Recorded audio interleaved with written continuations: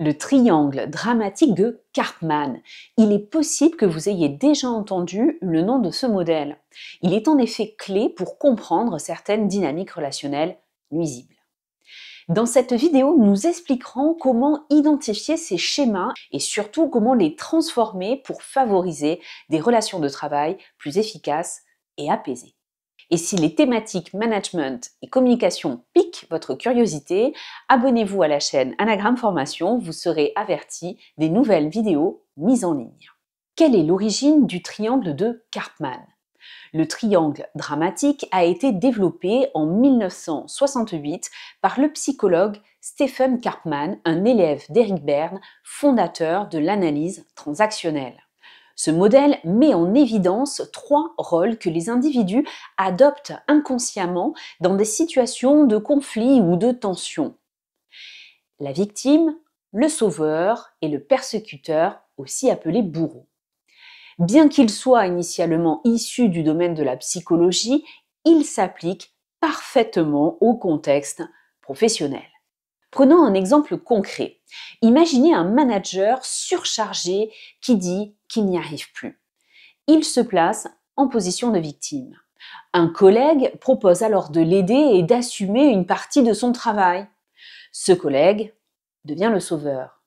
Mais un autre membre de l'équipe critique la situation en disant « Tout est mal organisé ici ». Ce dernier prend alors le rôle de persécuteur. Les rôles s'installent si facilement. Analysons-les plus en détail. Commençons par le rôle de la victime. La victime se plaint souvent, se sent impuissante face aux problèmes et a tendance à rejeter la faute sur les autres. Son leitmotiv pourrait être « pauvre de moi ». La victime peine à prendre ses responsabilités et peine à prendre des décisions. Sans le vouloir, elle aimante un sauveur pour la secourir. Être victime, c'est un rôle de choix pour attirer l'attention sur soi, se faire plaindre dorloter. C'est aussi un rôle qui a besoin d'un persécuteur pour justifier cette posture. Par exemple, si un employé dit « Ce n'est pas ma faute si ce projet échoue, je n'ai jamais eu les bonnes informations », il est clairement en posture de victime. Passons maintenant au rôle du sauveur. Le sauveur prend en charge les problèmes des autres, souvent pour se valoriser ou pour éviter de regarder ses propres difficultés. Sa devise pourrait être « Je gère » ou bien « Laissez-moi vous aider ». Très gratifiant d'un point de vue narcissique, ce rôle place néanmoins la victime en position passive. En somme, le sauveur, par son action, conforte la victime, mais ne lui permet pas de trouver la force de s'en sortir seule. La victime reste victime et ainsi dépendante du sauveur. Pour exister, le sauveur cherche donc un adversaire, c'est-à-dire un persécuteur et également une victime à sauver. Par exemple, un collègue qui intervient toujours pour régler les problèmes des autres, quitte à laisser de côté ses propres priorités. Avec le temps, ce comportement peut finir par l'épuiser et même créer du ressentiment. Enfin, voyons le rôle du persécuteur ou bourreau. Le persécuteur critique, blâme et cherche à imposer son point de vue par le contrôle. Les mots employés peuvent être forts et directs. Par exemple, un manager s'adressant à son équipe « Vous n'êtes jamais capable de respecter les délais, on va droit dans le mur ». Toutefois, la persécution peut aussi être plus insidieuse. Elle peut prendre la forme de ragots, de rumeurs. C'est par exemple un employé qui colportera des on-dit autour de la machine à café dans l'espoir de nuire à un collègue. À ce stade, certains rôles ont probablement fait écho à des expériences personnelles. Ce qu'il est essentiel de retenir, c'est que ces 3 rôles ne sont pas figés. Une victime peut devenir dans une situation un bourreau, un sauveur. C'est pour cela que nous parlons de jeu psychologique et non de type de personne. Gardons bien cela à l'esprit avant de catégoriser tel ou tel collègue. Alors, comment sortir du triangle dramatique?